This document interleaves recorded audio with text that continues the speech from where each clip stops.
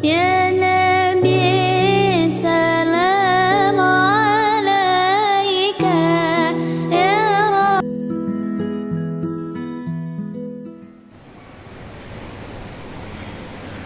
السلام عليكم ورحمة الله وبركاته. Waalaikumsalam warahmatullahi wabarakatuh. الحمد لله رب العالمين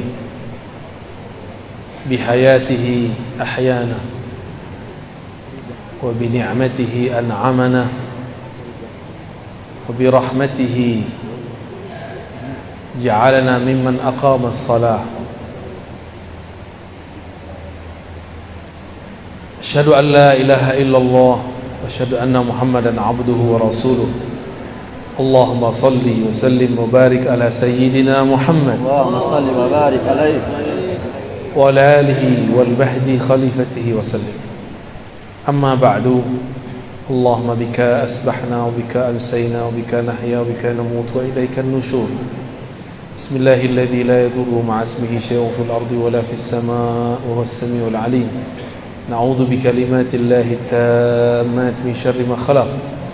اللهم إنا نسألك خير هذا اليوم وخير فيه وخير بعده، ونعوذ بك من شر هذا اليوم وشر ما فيه وشر بعده. Jamaah subuh yang dimuliakan Allah, kota Singkawang ya. Ini kota insya Allah diberkahi Allah. Amin ya Allah. Karena jamaahnya masih banyak yang sholat subuh. Walaupun beda suku, beda agama banyak di sini, tapi pembeda kita dengan selain kita cuma satu. Beda kita bukan kopiah, bukan serban, bukan baju. Perbedaannya kita bangun lebih awal dari dia. Kita bangun lebih awal daripada dia. Dan inilah satu-satunya agama di alam semesta yang mengajarkan bangun bahkan sebelum orang seharusnya bangun. Bahkan surat kedua yang diturunkan, wahai orang berselimut, ya ayyuhal muzzammil qumil laila illa qalila. Bangunlah malam hari meskipun sedikit. Kalau oleh kata dokter kurang tidur kurang sehat badan, tapi kalau ahli rohani, jika mengurangi tidur dengan cara yang tepat, latihan yang tepat, lalu mengisinya dengan nama-nama Allah, ma'rifatullah, maka justru rohaninya tambah kuat, badannya memiliki kekuatan berlipat-lipat. Kalau sudah terlatih dengan cara yang baik, ya. Kalau enggak, nanti malam tadi tahajud, siang nanti ngomong saya capek. Kenapa? Malam tadi tahajud jam 2. Enggak pakai caranya, ada tekniknya. Segala sesuatu ada ilmunya. Jangan beramal dengan nafsu. Beramal itu justru untuk mengendalikan nafsu. Bapak Ibu yang bukan Allah, semoga majlis subuh ini betul-betul diberkahi oleh Allah. Amin. Mau bahas tentang apa? Akidah, fikih, tasawuf. Torikoh. Mau torikoh yang mana? Torikoh akhir zaman ya. Satu kali saya datang ke satu tempat. Dalam tanya jawab ada yang bertanya. Apa pertanyaannya?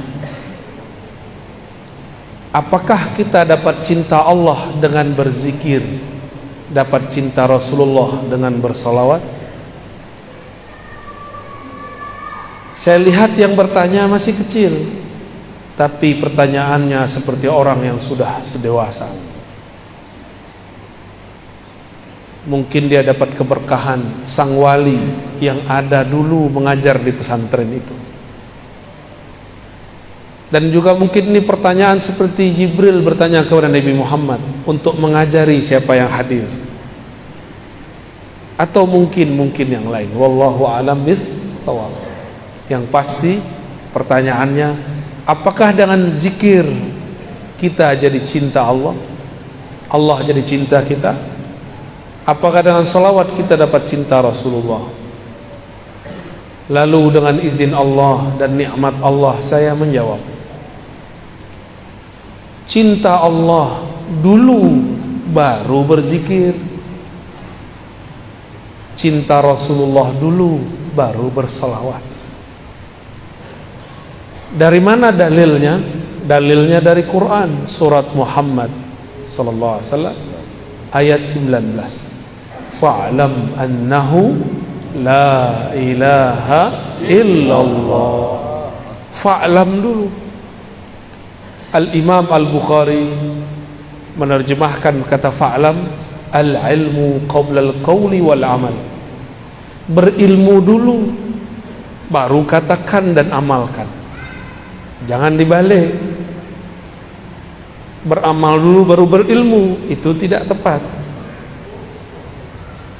Maka fa'lam, pelajari dulu siapa yang engkau sebut, baru sebut namanya. Maka ringanlah menyebut namanya. Mau 1000, 2000, 3000, 5000, 10.000, 70.000, ringan. Tapi kalau belum kenal namanya, 33 pun terasa berat. Kalau sudah cinta, jangankan duit 50.000, kalau kita punya 5M pun kita kasih. Tapi kalau belum kenal nih, traktir 5.000 pun kita berat. Benar? Itu baru makhluk, apalagi Khalik. Kalau belum kenal, ada orang telepon kita, bang jemput aku bang, malam hari, kita nggak kenal. Apa kita jawab?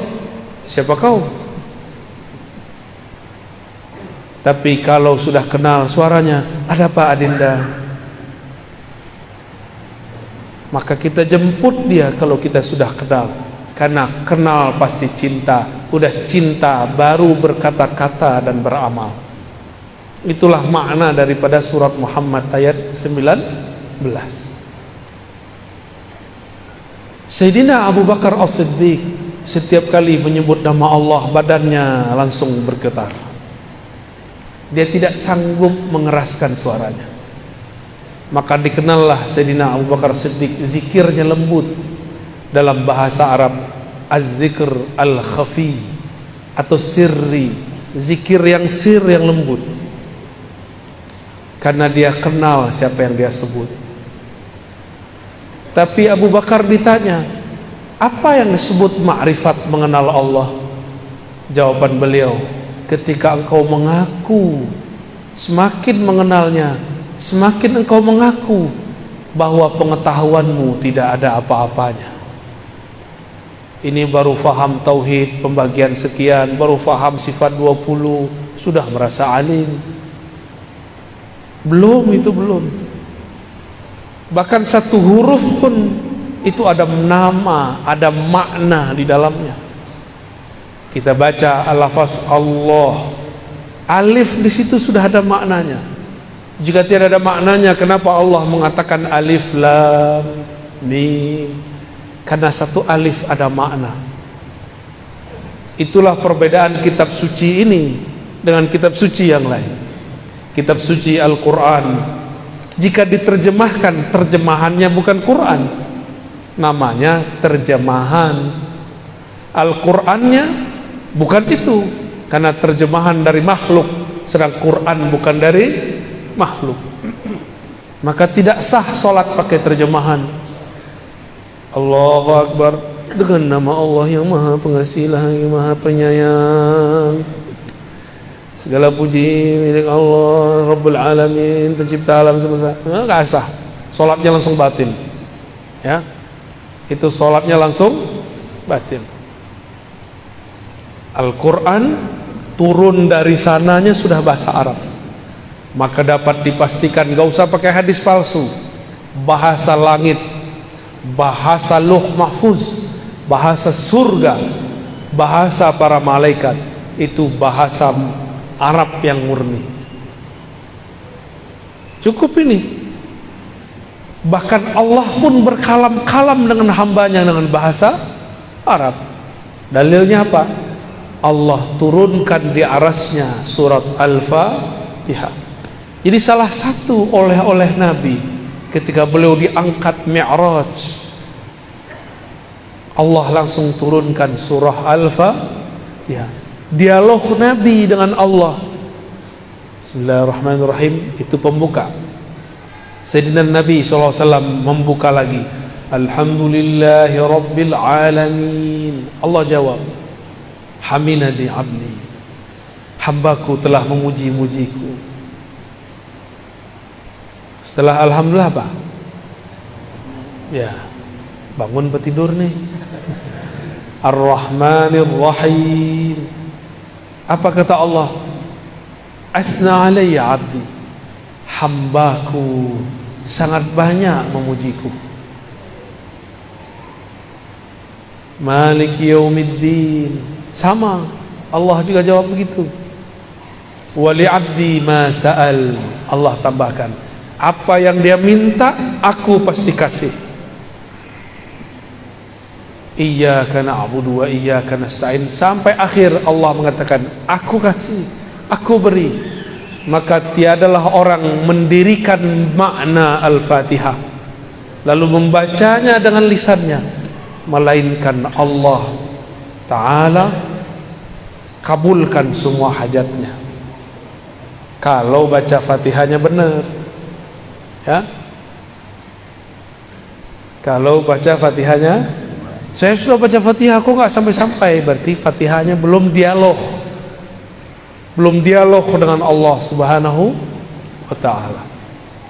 Ketika Nabi naik ke arasy Allah, Allah turunkan di situ, maka ada ayat yang belum tertulis sebagai ilmu Al-Quran. Dalam ilmu Al-Quran disebut dengan ma'rifatu makan nuzulil ayat, mengetahui tempat turunnya ayat. Belum ada yang menyebut arsy, samawi, ardi. Yang baru ada laili nahari, turun siang hari, turun malam hari. Makki madani, turun di Mekah, turun di Madinah. Tapi kita tambahkan ilmu Quran di akhir zaman, ya, bahwa Al-Fatihah adalah ayat arsy, ayat yang turun di arsy Allah Subhanahu wa Ta'ala. Itulah yang dibawa. Oleh karena itu solat hanya sah dengan Al-Fatihah. Jangan debat lagi kalau ada imam baca atau tidak, jangan debat lagi. Nabi cukup mengatakan la salata liman lam yaqra bi Fatihatil Kitab. Hadis Bukhari dan Muslim. Tidak sah salat kamu sampai engkau membaca Al-Fatihah. Mau imam makmum sama, namun adabnya imam dahulu baca baru kita baca. Kenapa? Karena munajat dialog ini tidak bisa diwakilkan kepada imam. Meskipun ahli fikih bilang bahwa kalau imam baca cukup bagi makmum, betul, itu jaminan. Tapi jika dia seorang hamba, dia harus berdialog dengan Rabbnya. Maka saya termasuk orang yang sangat kagum dengan mazhab Imam Muhammad bin Idris Syafi'i. Beliau berdasarkan hadis ini mengatakan, mau imam mau makmum wajib baca Al-Fatihah, karena dialog munajat hamba tidak dapat diwakilkan kepada seorang sahaja. Jadi gak usah debat, Pak. Debat itu belakangan, hadisnya tidak ada perdebatan. Yang tidak boleh baca keras-keras di belakang, atau baca aja lebih dahulu dari imam, itu yang tidak boleh. Jadi dialog di arah sana bukan dengan tasyahud yang kita baca at-tahiyatulillah. Itu hadisnya kurang sahih, bahkan tidak sahih. Yang sahih adalah dialog arsyiyah, ayat arsyiyah, surat Al-Fatihah. Oleh karena itu membaca ayat-ayat yang ada di Al-Fatihah, 7 ayatnya wajib secara mutlak, membuat salat menjadi sah atau salat menjadi tidak sah. Guru-guru kami yang ahli ma'rifat mengkalamkan kepada kami, apakah salawat Allah kepada hambanya?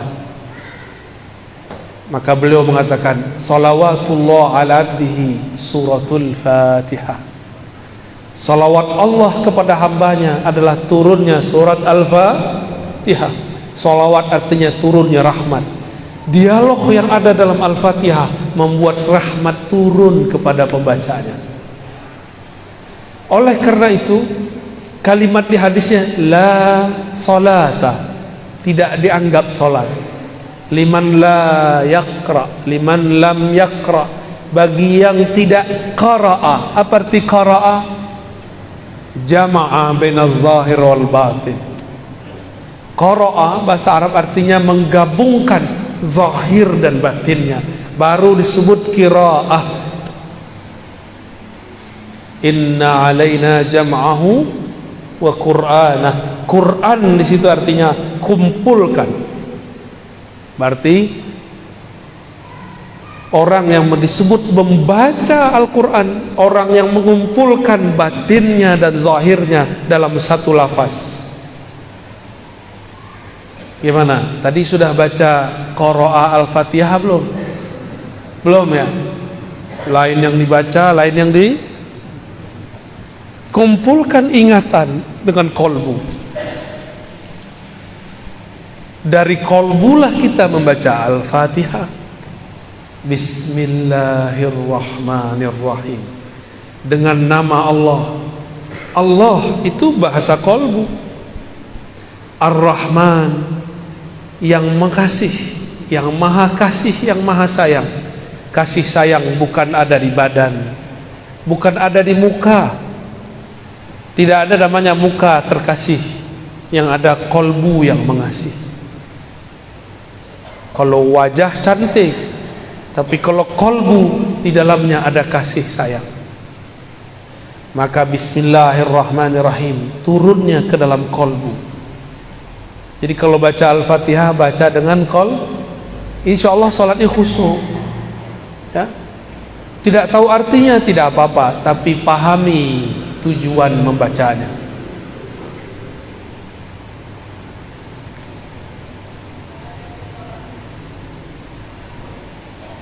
Lalu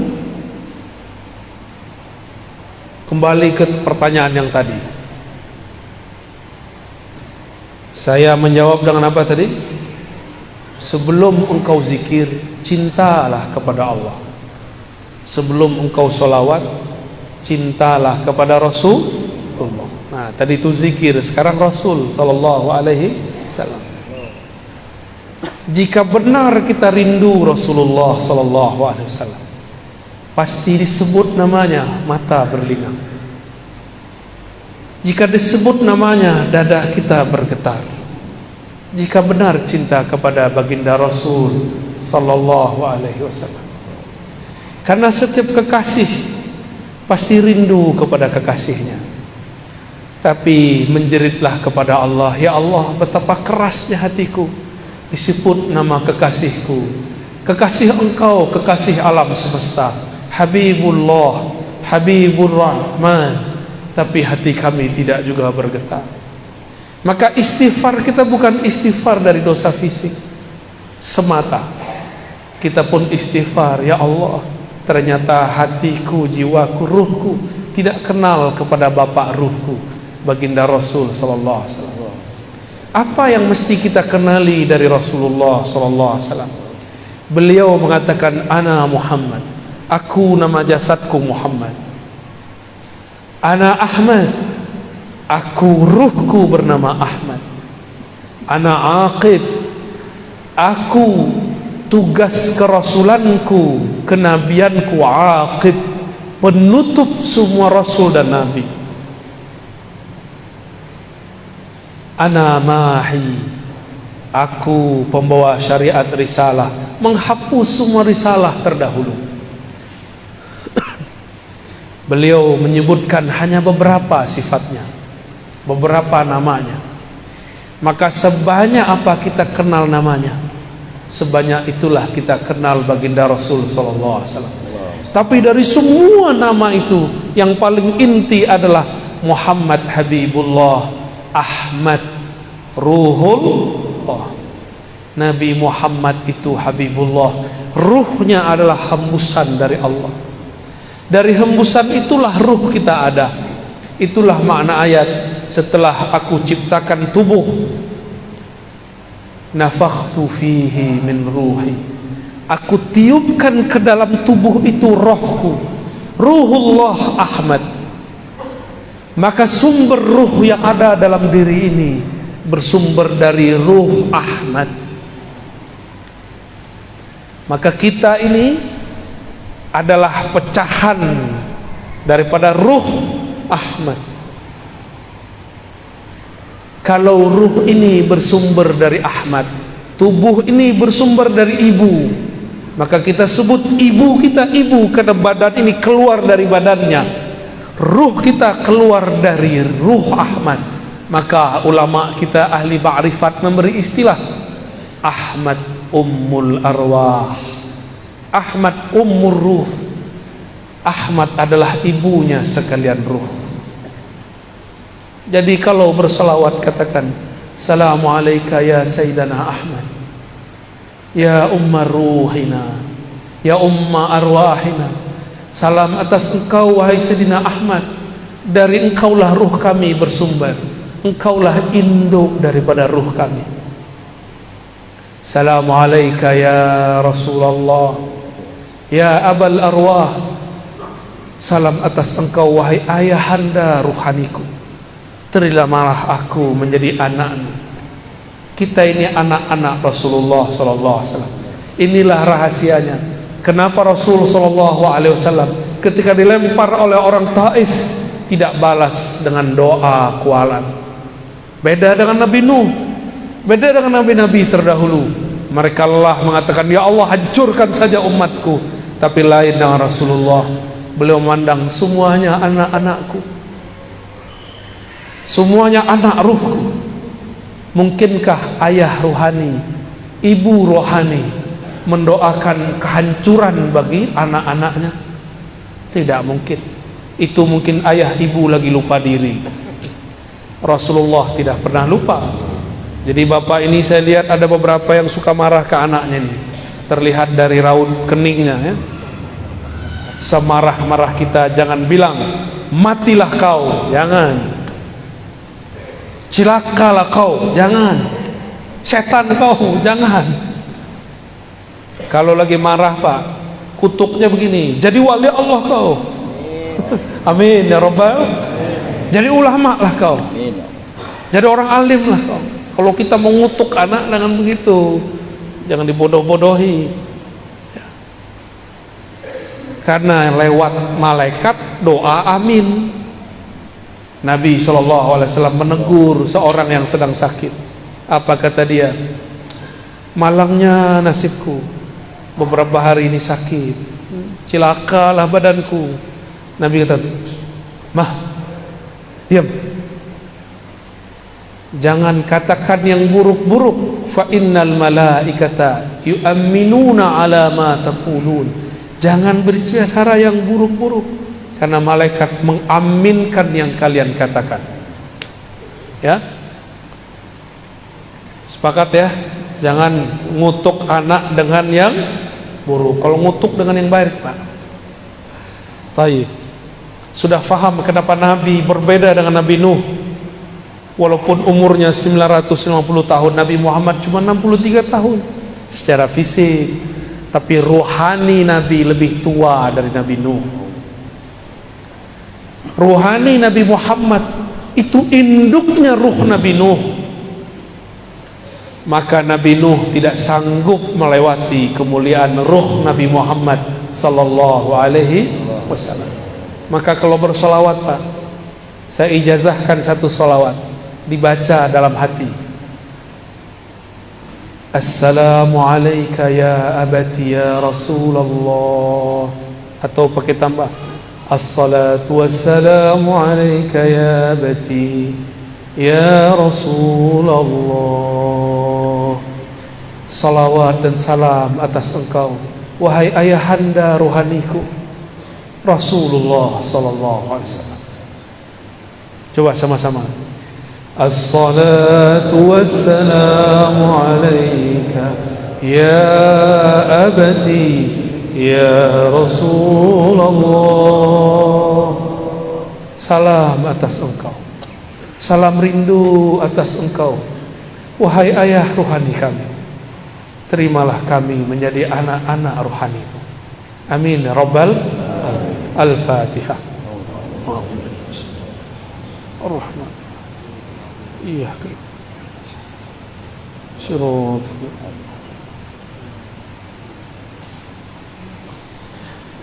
Saya nggak sanggup lagi meneruskan, Pak. Diteruskan nanti hujan di dalam masjid ya. Allahumma sholli ala sayyidina Muhammad. Ya, silakan bagi yang ingin bertanya orang dulu. Silakan.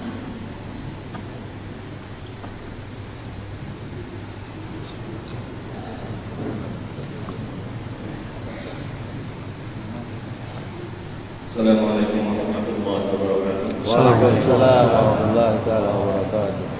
Nama saya Jasri dari Lewet, Kabupaten Mekayang. Semalam ke Sambas, sekarang di Singkawang, di Pak Sambil. Jadi media kami di sini minta ijazah talqin. Yang kedua, pertanyaan yang mau saya tanyakan, apakah Buya pernah bermimpi bertemu Rasulullah? Andai pun nanti Buya bermimpi, sampaikan salam. Terima kasih.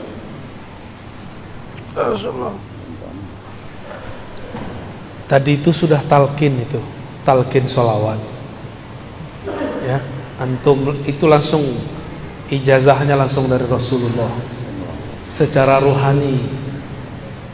Karena saya belajar hadis, dalam ilmu hadis tidak terima riwayat kecuali ketemu fisik, tapi ini ketemu rohani. Terjawab pertanyaan kedua. Jadi suatu saat ada orang aliran sesat datang kepada saya. Dia mengaku imamnya adalah Imam Mahdi. Hari Jumat, saya kemudian sebelum sholat, saya salawat mengadu kepada Rasulullah. Kenapa saya gelisah? Gelisahnya bukan main. Saya nggak pernah segelisah itu. Dulu punya masalah apa saja tidak ada gelisah. Ini gelisahnya bukan main. Sebelum Jumatan, saya kemudian menyapa Rasulullah. Allahumma salli ala Sayyidina Muhammad. Assalamualaikum ya Rasulullah. Assalamualaikum ya Habibullah. Assalamualaikum ya Sayyidi ya Rasulullah. Begitu terus saya baca. Wahai Rasulullah, wahai Rasulullah, syafaatkan aku, syafaatkan qalbuku, syafaatkan pikiranku, badanku. Kenapa ini gelisah? Tiba-tiba Allah masukkan saya ke alam yang bukan alam ini. Disebut tidur bukan tidur, disebut jaga bukan jaga. Ya. Jadi ini bukan bagian ahli hadis, ini bagian ahli rohani. Di saat itu seakan-akan beliau berkalam, bacalah assalamu alayka atau assalatu wassalamu alayka ya abati ya Rasulullah. Pas mau azan saya sadar lagi, terbangun lagi. Maka benarlah kata Nabi, man ra'ani fil manam fasayarani yaqظah. Saya akan bermimpi ketemu aku, akan bertemu aku dalam keadaan jaga. Disebut jaga mimpi, disebut mimpi kok terasa jaga. Ya. Alhamdulillahirabbil alamin. Tapi ingat, saya bukan orang suci. Kan tadi tanya ya, saya sebenarnya malu menceritakan ini. Ya. Nanti ada orang hasad bilang, Ustaz, gak boleh cerita mimpi. Mana dalilnya? Mana dalil gak boleh cerita mimpi? Gak ada dalilnya. Tapi jangan terlalu berlebihan dengan mimpi. Biasa aja, ya. Orang mimpi belum tentu dia wali. Sebagaimana yang tidak mimpi belum tentu tidak wali. Ya. Paham? Jadi mimpi itu terjemahan dari alam sadar. Kita ini punya kesadaran alam bawah sadar. Dia sadar tapi di alam bawah sadar. Ini ternyata maksud kalam Nabi. Bainama ana naimun wal yaqazah. Antara aku tidur dan bangun, itu disebut alam bawah sadar. Nabi sudah sebut istilahnya 14-15 abad yang lalu. Ahli psikologi baru menemukan istilahnya sekarang. Mereka sebut trans, tapi mereka pun bingung trans itu apa, karena trans yang mereka tahu cuma Trans Jakarta, Pontianak, Singkawang. Allahumma salli ala Sayyidina Muhammad. Baiklah, pertanyaan berikutnya kita bagi sesi.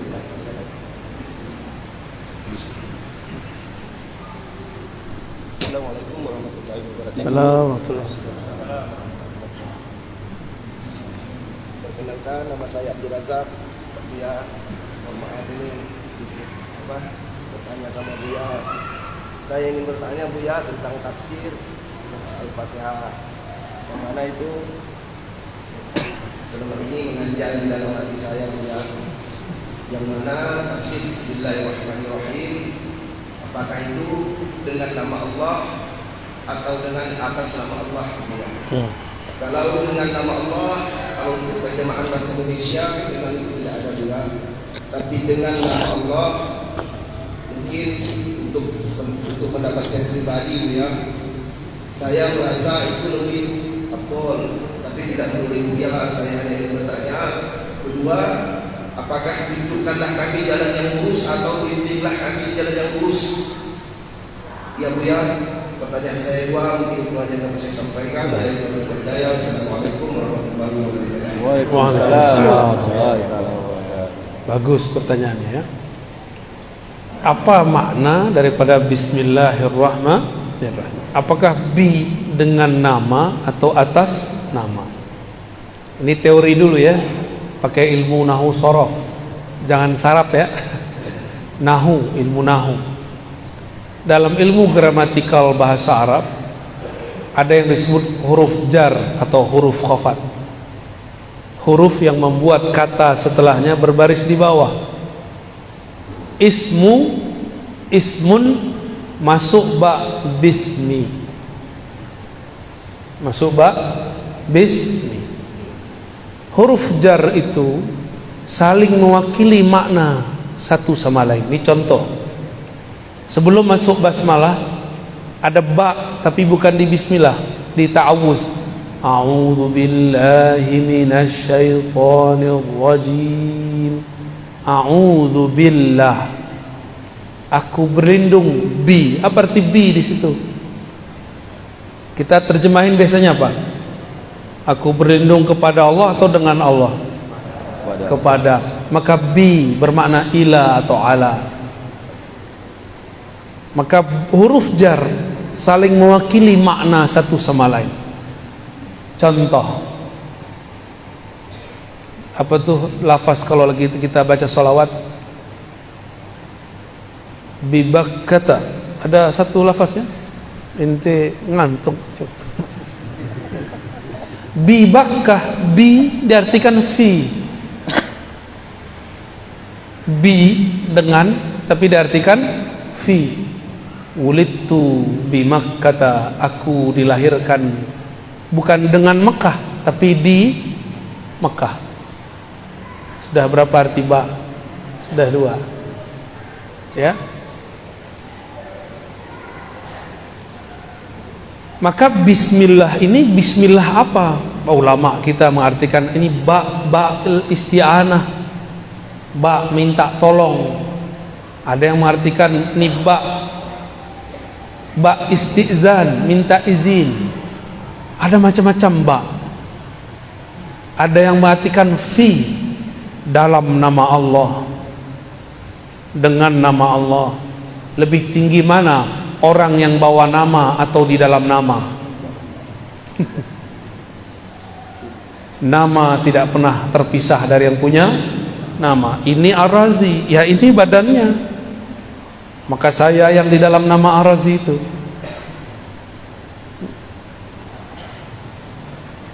Namun kita ini bukan Allah, maka tidak boleh mengatakan dengan atau di dalam nama Allah, aku di dalam Allah, Allah di dalam aku. Itu ajaran sesat. Berarti dia mengatakan dirinya bersatu dengan Allah. Itu pun tidak boleh. Akidah Ahlus Sunnah melarang itu. Itu akidah orang-orang sesat. Kita bertasawuf, kaidahnya harus akidah Ahlus Sunnah wal Jamaah. Tidak boleh keluar satu jengkal pun, tidak boleh keluar satu jari pun, tidak boleh keluar. Keluar zindik, keluar zindik. Maka rasakan saja apa makna yang tumbuh dari kata ba. Bismillah, dengan nama, atas nama, kepada nama. Atau boleh dalam rahasia nama, boleh. Saya kalau bawa surat dari Pak Wakil Bupati, Wakil Wali Kota, atau Gubernur, atau Presiden, atau pimpinan, saya datang ke instansi bawa stempel, diterima atau tidak? Pasti diterima. Kenapa? Ada stempelnya dengan atau atas nama pemimpin. Dulu guru-guru kita juga begitu. Jika ada santri datang kepada syekh, kalau bawa nama temannya pakai surat, saya bawa surat dari guru saya, dibuka. Walaupun ada antri 1000, pasti dia yang didahulukan. Ya, kalau bawa nama itu baru, karena di ruas-ruas ini ada nama, didaftarkan dulu baru bisa masuk. Kalau kita mau naik ke hadirat Allah, maka harus lewat nama ini, Bismillah. Di manakah nama Allah? Allah pancarkan, Allah pancarkan pada qalbu baginda Rasul. Dan ini tidak ada pada zikir-zikir yang lain, hanya ada pada zikir sholawat. Itulah rahasianya yang kita sebut malam tadi di Sambas, ya. Di surat Taubah basmalahnya diakhirkan, wabil mu'minina raufur rahim. Dan terhadap orang beriman, Rasulullah mempunyai 2 nama yang merupakan nama Allah, Rauf Rahim. Rauf Rahman, sama, mirip, walaupun berbeda beberapa. Rahim, ternyata kata Rauf yang merupakan Asmaul Husna dibolehkan untuk nama Rasul. Rahim yang merupakan nama Allah tapi disebut sebagai nama Rasul. Rasul yang Rauf, Rasul yang Rahim. Maka Allah menyayangi makhluk lewat Rasulullah. Maka siapa yang berselawat kepada Rasulullah, dia telah masuk ke dalam rahasia nama-nama Allah. Inilah rahasianya kenapa sholat jadi sah ketika kita Bismillah. Inilah rahasia juga kenapa mazhab Malik, di mazhab Malik lama tidak ada basmalah di Fatihah, tapi dia tetap membaca sholawat di akhir, maka sah sholatnya. Ya, karena itu rahasia nama. Wallahu a'lam bishawab. Kita berikan dulu untuk akhwat ibu satu pertanyaan. Silakan dulu. Kita rolling. Kalau tidak ada, saya sarankan kepada bapak-bapak. Tunggu dulu. Ada, silakan.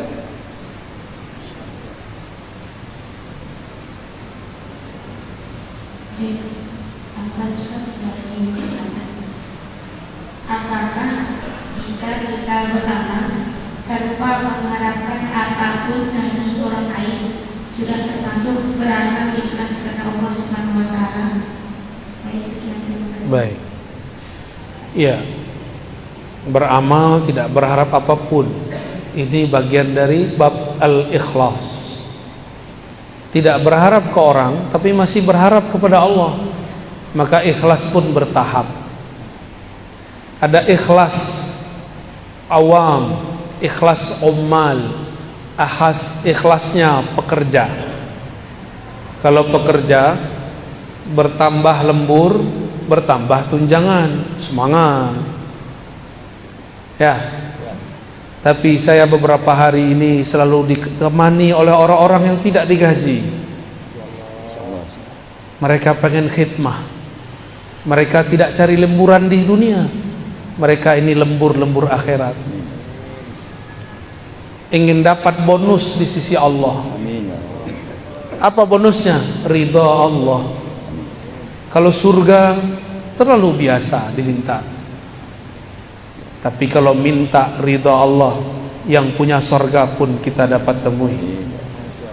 Maka ikhlas pertama, ikhlas minta pahala. Beramal karena ingin dapat pahala. Kalau tidak ada pahala, dia tidak beramal. Kalau tidak ada, ustadz mengatakan 1 sedekah dilipat ganda jadi 10. Kalau ustadz tidak bilang begitu, dia tidak beramal. Jika tidak ada ustadz mengatakan sholat duha memudahkan rezeki, maka dia tidak sholat duha. Jika tidak ada kiai mengatakan sholawatlah engkau rezekimu datang sendiri, dia tidak sholawat. Dia sholawat bukan karena cinta Rasul, tapi karena cinta fulus. Maka yang menjadi murid saya haram sholawat karena fulus. Yang istifadah mengambil ilmu daripada kajian-kajian kami, tidak pantas lagi mengatakan itu. Malu kepada Rasulullah sallallahu alaihi wasallam. Kalau sholawat karena Rasulullah pantas disolawati. Jika zikir karena Allah pantas diingat, bukan karena pengen dapat pahala lagi. Belajar-belajar jadi ahli ma'rifat. Ahli ma'rifat beramal bukan karena pahala. Kita punya kawan, ada kenalan, beda. Kalau kenalan mendekat karena pengen sesuatu, karena yang ini politisi, pejabat, dia mendekat supaya proposalnya diterima. Kalau lagi butuh, dia telepon, dia kunjungi, dia puji, dia traktir. Kalau lagi nggak perlu, dia tinggalkan. Beda dengan kawan, kawan sejati, teman sejati. Tidak mau ngasih proposal pun masih ngasih duit, masih neraktir. Ya, kita yang mana? Kawan matre atau kawan sejati? Umat matre atau umat sejati? Umat hamba matre atau hamba sejati? Hamba sejati yang menghambakan dirinya kepada Allah karena memang dirinya hina, Allah maha mulia. Ya, jadi mulai detik ini, pagi ini, jangan lagi amalkan amal-amalan. Kalau mau beli rumah, sholawat sekian. Bukan begitu cara memahaminya. Boleh amal begini, tapi dengan niat yang diganti.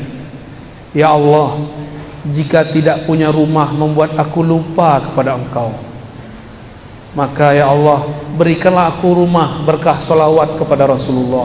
Boleh. Ya, sehingga jika aku punya rumah, ya Allah aku tambah banyak berselawat kepada Rasulullah. Itu Allah kabulkan langsung tuh kalau antum benar. Karena Allah pencemburu. Allah pencemburu. Allah tidak mau terbersit di kalbu kekasihnya sesuatu yang mengganggunya.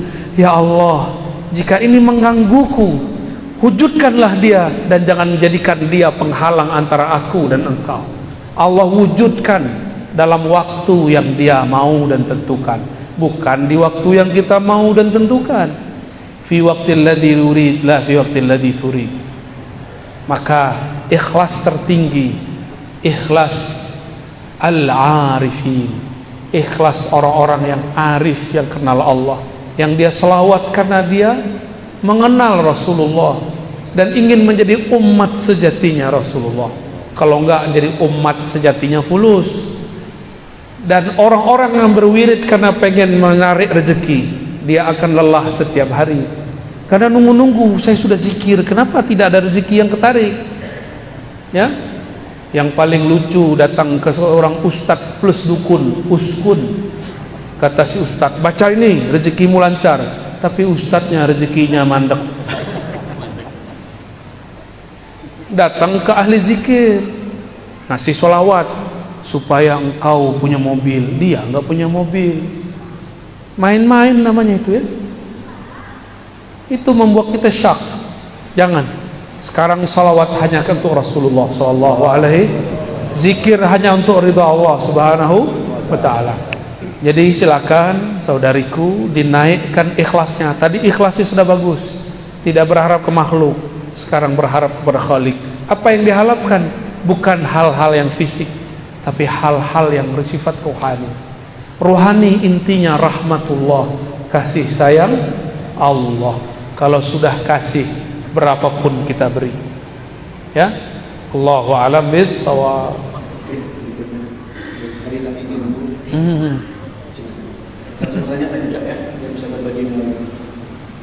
Assalamualaikum warahmatullahi wabarakatuh. Assalamualaikum. Saya mau nanya dia, karena saya salah satu penggemar dari Buya.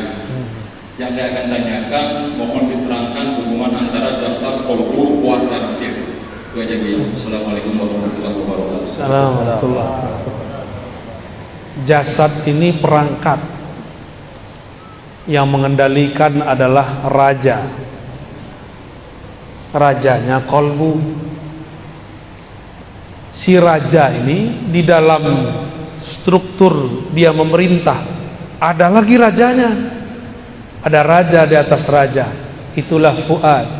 Si fuad inilah yang menggerakkan, memutuskan, kamu begini, kamu begitu. Qalbu itu berubah-ubah. Sumyal qalbu litaqallubih. Disebut qalbu karena dia berubah-ubah. Tapi kalau sudah menjadi fuad, dia punya pendirian. Dia punya pendirian, ya. Dia punya yang disebut dalam bahasa Arab mauquf atau mauqif, tempat dia berpendirian. Wala taqafu ma laysa laka bihi ilm. Jangan engkau berwukuf, berpendirian terhadap yang engkau tidak punya ilmunya. Maka ilmu itu ada di fuad, karena inna sam'a wal basara wal fuada, sesungguhnya sama, basar, fuad, semuanya akan ditanya, diminta pertanggungjawaban. Mas'ula, ditanya oleh Allah subhanahu wa ta'ala. Jadi fuad ini yang membuat keputusan di dalam kalbu. Tapi si fuad bisa memutuskan karena ada otaknya. Otaknya fuad, otak dari otaknya kalbu disebut lub. Lub itu inti. Berarti apa? Inti. Maka orang-orang yang mempunyai spirit ini disebut ulul albab. Dan ini lebih tinggi dari profesor, lebih tinggi dari filsuf.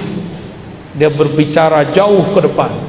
Maka mereka bisa memprediksi kalam-kalamnya, karena dia berbicara dengan lub, kata-katanya berlaku sampai beberapa abad ke depan. Seperti imam-imam mazhab yang 4. Mereka berfatwa sesuatu yang baru cocok untuk zaman ini. Contoh, Imam Abu Hanifah mengatakan zakat fitrah boleh dengan yang senilai dengan beras atau gandum, makanan pokok. Coba saya tanya bapak ibu nih, dikasih beras, dikasih fulus, pilih mana? Jujur, dikasih beras apa fulus? Matre semua ya. Ibu-ibu dikasih beras, dikasih duit, pilih mana? Hah? Enggak, ibu-ibu jawabnya lain. Yang ngasih beras aja lah. Suami maksudnya. Itu kalam dikalamkan abad kedua. Tahun 130 beliau berfatwa begitu, tahun 150 dibid'ahkan orang. Tapi di tahun 2000 hampir semua kiai ulama membolehkan bayar zakat fitrah dengan duit, bahkan yang senilai dengan duit, pakai pencet-pencet. Apa tuh namanya? Zikir digital. Bid'ah beneran tuh. Ya, itu yang ngomong Imam Abu Hanifah. Abad kedua dia berbicara, 12 abad setelahnya baru terang benderang dia berbicara dengan lubnya. Lain dengan Imam Syafi'i. Imam Syafi'i berbicara dengan ruhnya. Kata beliau, wajib baca Fatihah dalam sholat. Mau imam mau makmum, Karena munajat kepada Allah tidak dapat diwakilkan. Jadi Allah kasih anugerah lub kepada Abu Hanifah, agunah ruh kepada Imam Syafi'i, ma'rifatur ruh. Semuanya dapat ilmu ini, tapi yang mereka sampaikan ini beda-beda ilmu. Sudah gitu ya, terjawab. Alhamdulillah. Alhamdulillah. Ustaz tadi silakan. Ya.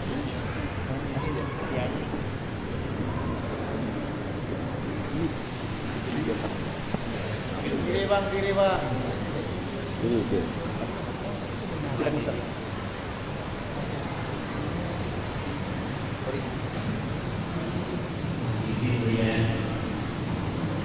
Saya penjelasan ayat innan nafsa ammaratun bisu illa ma rahima rabbi.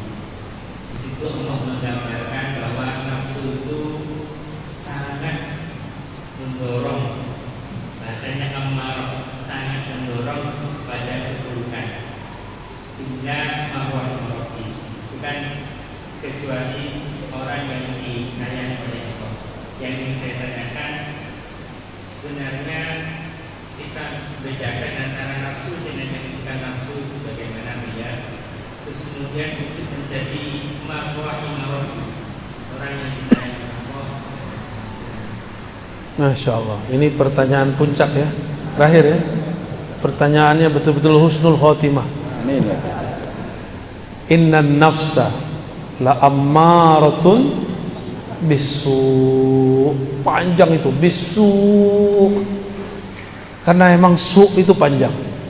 Sesungguhnya nafs, jiwa, diri, punya diri ini yang zahir. La, pakai la di situ sungguh, bukan la tidak. Disebut lam taukid, sungguh. Ammarah, bukan amarah. Ammarah berarti banyak memerintah, banyak mendorong, banyak mengajak kepada su. Tuh panjangan. Su artinya keburukan. Dalam keburukan ada keburukan, setelah keburukan ada lagi efek dari keburukan. Maka tidak ada satu maksiat kecuali berimbas kepada maksiat berikutnya, terus bertali-tali. Dan ini pemutusnya cuma satu, illa, kecuali man rahima rabbi, kecuali yang disayangi oleh Allah. Rahmat Allah turunnya ke dalam kalbu saat seseorang anak kecil wafat. Keluarga Rasulullah, cucunya wafat, Nabi menangis. Sahabat bertanya, jadi sahabat ini dulu kaku-kaku awalnya, Nabi lah yang melembutkan kalbu mereka. Kata sahabat ini, ya Rasulullah, apa-apa ini, kenapa engkau nangis? Ini namanya niyahah. Apa itu niyahah? Meratap. Lalu Nabi mengatakan, lah bukan, ini rahmatun, itu rahmat kasih sayang. Wada Allah telah letakkan, tempatkan, masukkan, titipkan, pancarkan fi qulubi man syaa min ibadihi, di kolbu yang dia kehendaki. Kau tidak dapat, aku dapat, maksud Rasulullah.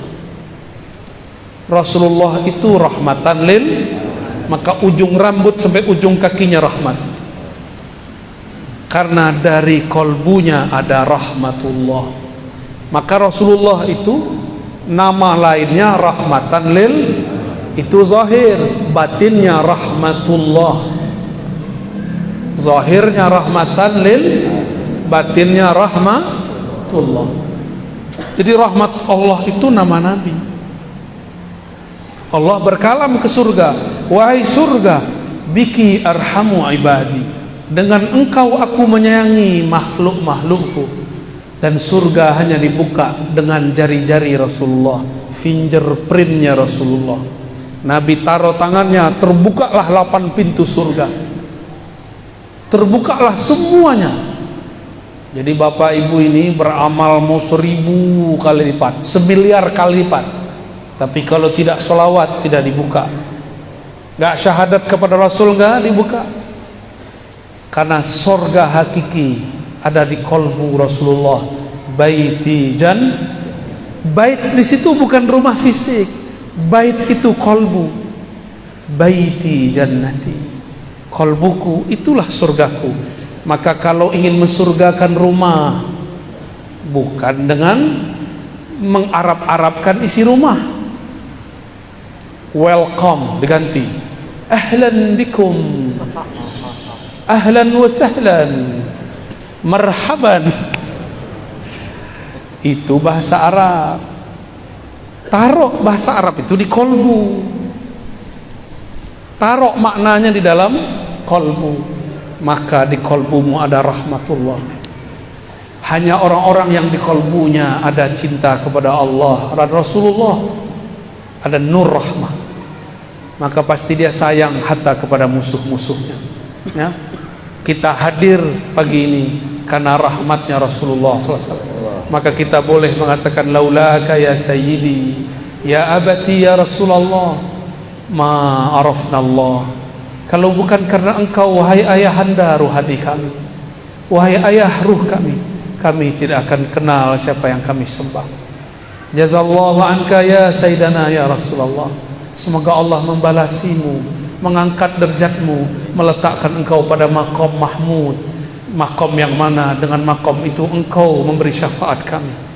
Amin ya rabbal alamin. Jadi bagaimana cara supaya rahmah? Kenali rahmahnya Rasulullah. Maka jika ada kelompok mengatakan ikut Nabi, ikut sunnah Nabi, tapi tambah keras, mungkin dia belum mengenal sang Nabi, dia baru mengenal hadis Nabi.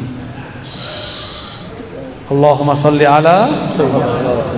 Perlu benci? Tidak perlu benci. Kita sayang mereka, ajak dia ngopi. Karena dalil nomor surat, nomor ayat dapat dikalahkan dengan akhlak yang mulia. Maka saya minta maaf kepada kawan-kawan yang saya kritik. Saya tidak benci kepada antum. Salafikah namanya, Hizbut Tahrirkah namanya, apapun antum menyebut diri, saya tidak pernah benci antum. Saya cinta kepada antum semua. Maka karena cinta saya mengkritisi, menegur. Namun kadang-kadang dalam mengkritisi mungkin saya su'ul adab. Saya minta ampun kepada Allah Subhanahu wa ta'ala. Allahumma salli ala sayyidina. Khalas? Pak Kiai bertanya, tidak salah tanya Pak Kiai. Assalamualaikum warahmatullahi wabarakatuh. Waalaikumsalam warahmatullahi wabarakatuh. Pak Kiai, saya kembali kaitan dengan bacaan sholawat. Ketika saya membaca sholawat, Allahumma sholli ala sayyidina wa habibina wa syafi'ina wa tuqina wa maulana Muhammad. Lalu ada yang mengatakan bahwa itu tidak sesuai dengan sunnah. Berlebihan mengucapkan sayyidina habibina syafi'ina. Yang betul adalah Allahumma sholli ala Muhammad. Jadi bagaimana dengan selawat Jibril dulu, dunia, selawat badar, andaikan membaca syafi'ina kami itu dikatakan. Demikian wallahu muwaffiq ila aqwamit. Assalamualaikum warahmatullahi wabarakatuh. Mohon berlapang dada kepada orang yang tidak kenal kepada kekasih. Dia nggak kenal kekasihnya. Yang dia tahu namanya cuma Mehmet. Itu kata orang Turki itu, Muhammad itu Mehmet. Muhammad sallallahu alaihi wasallam. Dia cuma tahu Muhammad. Dia tidak tahu kalau baginda Nabi punya nama Habibullah. Ya, punya nama As-Sayyid. Beliau sendiri yang berkalam ana sayyidu waladi Adam.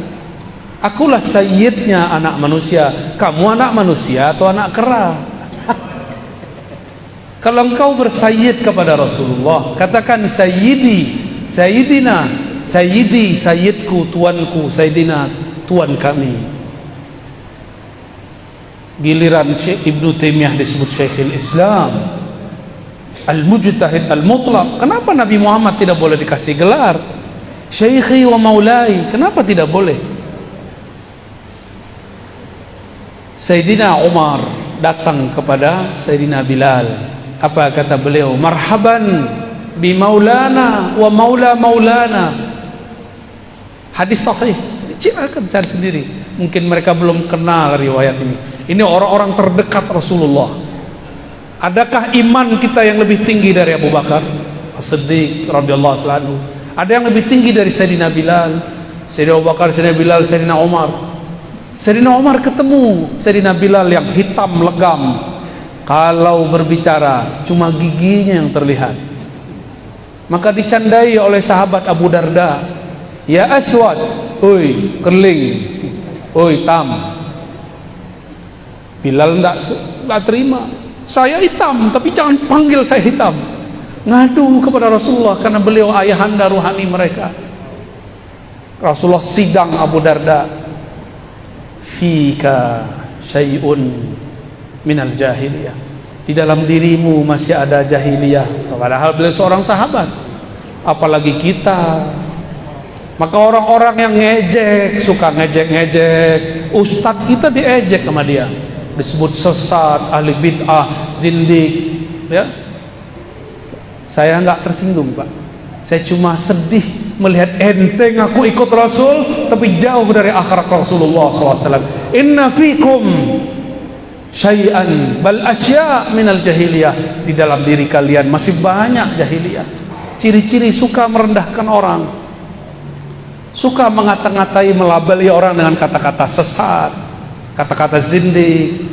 Apalagi ada yang tahu gelar saya di sana di alam YouTube? Hah? Subhat. Udah wajah antum dan aneh. Lebih subhat wajah aneh emang. Subhat. Apalagi?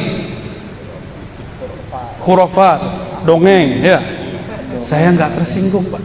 Saya cuma malu. Orang kok ngaku ikut sunnah Nabi, manhaj Rasul, manhaj salaf, tapi kok akhlaknya jauh dari salaf saleh. Nggak ada salaf begitu. Salafnya salaf sahabat Nabi. Ketika ada seorang sahabat cuma mengolok-olok, belum menghina, ini menghina. Sahabat cuma mengolok-olok. Datanglah Sayyidina Umar. Sayyidina Umar mengatakan, anta maulana, engkau tuan kami, sayyid kami. Wa maula maulana, dan tuan yang dimerdekakan oleh tuan kami. Dulu ternyata Bilal itu budak, dimerdekakan oleh Abu Bakar As-Siddiq. Abu Bakar dipanggil oleh Sayyidina Umar maulana. Maka maulana ini bisa kepada Allah, bisa kepada Rasul, bisa kepada guru. Ya, gimana? Ada semua. Datang Sa'ad bin Mu'az, hadis Sahih Bukhari, hadis Sahih Al-Bukhari. Antum percaya Sahih Bukhari nggak? Kalau aneh percaya, tiap hari. Dulu kita 15 tahun bolak-balik. Sa'ad bin Mu'az ketika datang, dia ini seorang guru hakim qadhi di kampungnya dan sangat adil. Kata beliau, kumu li sayyidikum, berdirilah kalian, sambutlah sayyid kalian. Nabi melihat anaknya, cucunya Al-Hasan Al-Husain alaihimassalam sedang bergelut asik bermain. Lucunya Sayyidina Al-Hasan, indahnya Sayyidina Al-Husain. Kata Nabi, huma syabab, huma sayyida syababil jannah. Mereka berdua ini sayyida, sayyid, pemuda-pemuda surga. Nanti di surga nggak ada orang sumuran antum, ada yang sumuran aneh. Nggak ada sumuran Pak Kiai, adanya sumuran aneh Pak Kiai, 33 sampai 35. Ya, mohon maaf yang sudah agak tua ya. Seumuran Nabi Isa diangkat 33 tahun lebih kurang. Seumuran itu umur puncak orang mulai menapaki jalan spiritual rohani. Baru nanti kematangannya sampai di umur 40 secara fisik, Tapi Nabi Isa sudah 40 di umur 30-nya. Maka jangan tertipu oleh angka-angka. Angka itu cuma hitungan badan. Angka sejati adalah kedekatan engkau kepada Allah Subhanahu wa ta'ala. Jika Sayyidina Al-Hasan Husain disayyidkan Nabi, Sa'ad bin Mu'az disayyidkan Nabi, Sayyidina Bilal seorang budak azan disayyidkan Nabi, Abu Bakar disayyidkan oleh sahabat-sahabat, maka Nabi Muhammad Sayyidus Sadah, Sayyidul Habaib, Sayyiduna Sayyidul Alamin, penghulu alam semesta. Kalau dia kurang kenal, kita maklumi. Maka saya katakan, Pak Kiai, wa'arid anil jahili, jangan layani orang-orang tidak mengerti. Itu bahasa halusnya. Mau bahasa kasarnya? Ini tafsir kekerasan. Wa'arid anil jahilin, janganlah engkau melayani orang-orang yang jahil, bodoh, jahil murakkab. Saya ambil yang pertama aja ya, itu sisi kegelapan saya. Demikian Bapak Ibu yang dimuliakan Allah, semoga Allah meridhoi yang hadir. Semoga Allah menjadikan kita betul-betul hamba sejati. Semoga ruhaniyah Rasulullah menerima kita sebagai anak-anak ruhaniyah. Ala hazinniya wa likulli niyatin salihah. Salatu wassalamu alayka ya abati ya abana ya abal arwah ya sayyidana ya Rasulullah. Al-Fatihah. Ar-Rahman. Iyyaka na'budu wa iyyaka nasta'in. Shiratal ladzina an'amta 'alaihim ghairil maghdubi 'alaihim waladdallin. Amin. Ini yang dapat saya sampaikan. Enggak kuat saya doa, Pak. Ya, mohon maaf enggak kuat doa ini. Kalau doa bisa tumbang-tumbang nanti ya. Nanti Bapak yang susah nanti yang urus saya. Mohon maaf jika ada salah dan kurangnya. Salam cinta dari saya semua. Ilahi